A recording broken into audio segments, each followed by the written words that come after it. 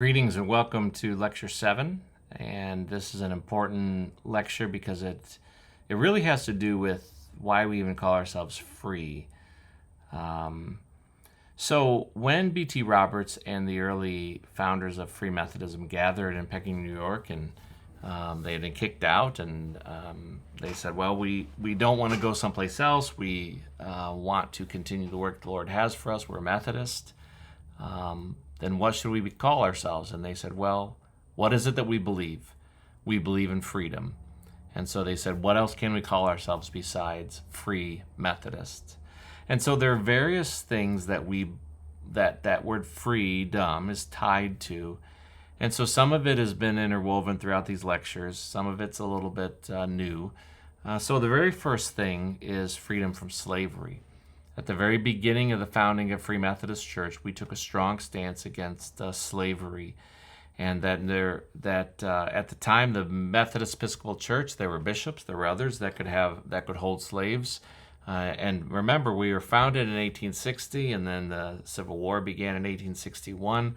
And so, as a nation, we spilled blood over this issue. In the Free Methodist Church, we were founded on the very idea of freedom from slavery, that everybody should have the right to be able to pursue life, liberty, and happiness and live freely. And so I want you to think not only about what that meant then, but what it means now.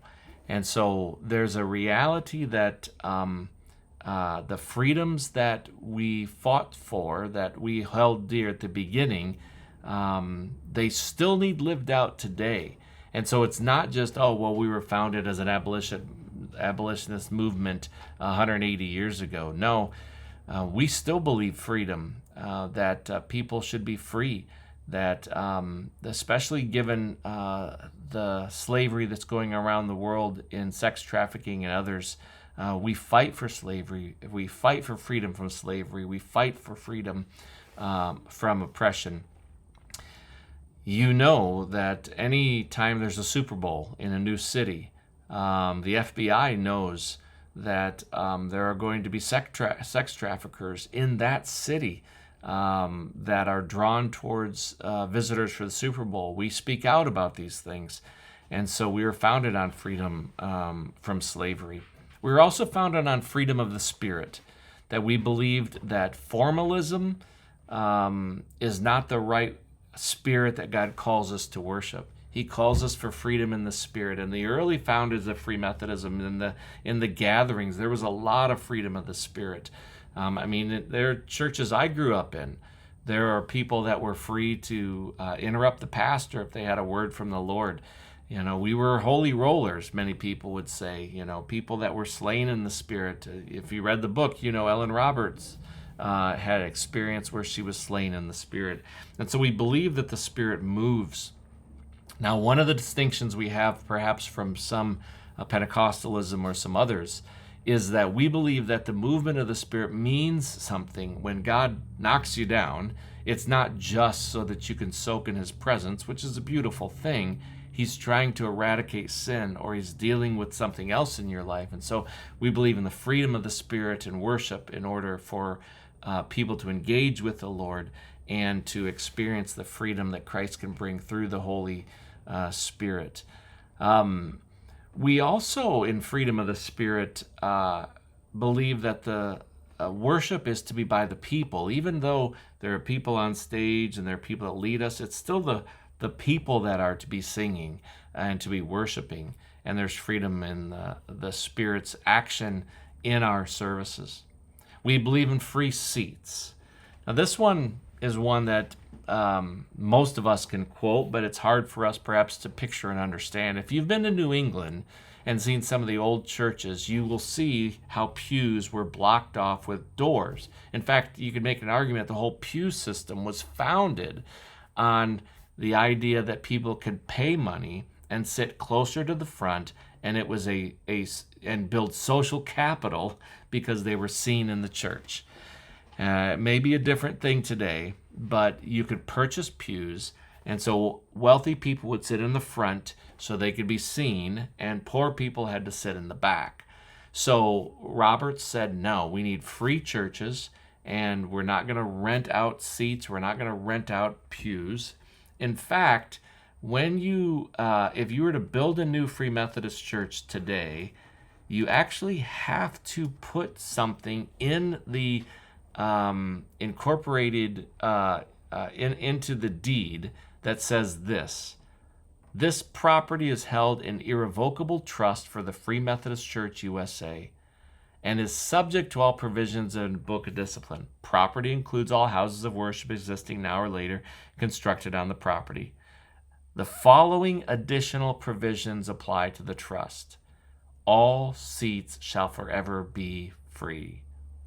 So when we have a new deed for the property, you got to go to the title company, and they don't understand this, and it's always an interesting conversation. We have to say, listen, you got to put the trust clause that says these seats shall forever be free.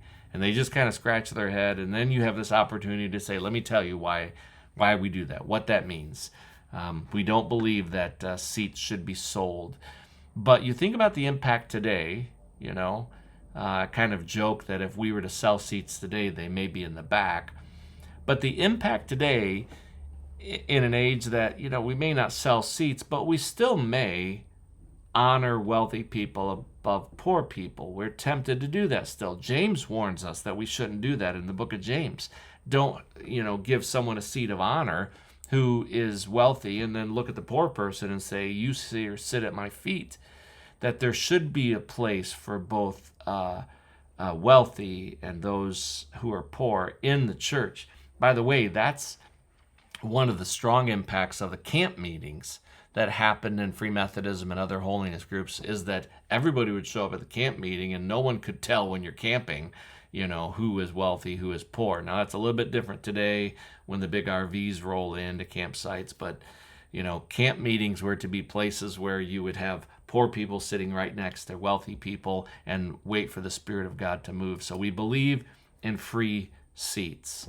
We also believe in freedom from worldliness. This one doesn't often get played up. In fact, I've noticed in some conferences and teachings, we replace freedom from the world with freedom for women to be involved in every level of leadership in the church. And we believe that. That's in 1974, we fully established for women to be elders in the church. But what I don't like is it kind of lies a little, meaning like we've always believed this. No, B.T. Roberts and early Free Methodist, half of them pushed for women in leadership. The other half fought against it. Like, we didn't come into our own until we worked through this. And so I just don't like, it's a me thing. I don't like that we a little bit lie about that freedom hasn't been there from the beginning, but it is there now. But freedom from worldliness was right from the beginning, and I've seen conferences drop that. Like, that was one of B.T. Roberts' main points, that the world and its system is standing against or trying to pull people in to break their love for the Lord. Where the love for the world is, the love for the Lord grows cold. And sure, Free Methodists got off track at times where we were focused more on wedding rings and alcohol and dancing and some other things. And we've adjusted from that to say, no, it's about the heart. It's not about all these outward things.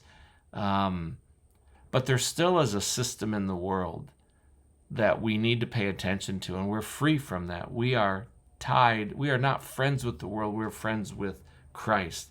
And it needs worked out today as to what worldliness means and how we don't buy into it anymore. So freedom from the world. There is a danger in freedom from the world that we're talking about freedom from this earth, and that's not what we mean. We mean freedom from the systems of evil that are trying to pull people away from the Lord. And then freedom from secrecy. This was right from the beginning when the Buffalo Regency and secret societies were voting as blocks and trying to control the church, and we are free from that kind of secrecy. And so we believe in open relationships and in open friendships, in open and honest leadership. And so we don't do things in a secret manner, though we need to do things in a private manner at times, especially as boards, but we don't believe in secrecy. So these are the freedoms that we were founded on. And definitely if you're writing a class for membership, these are the freedoms that we need to talk about.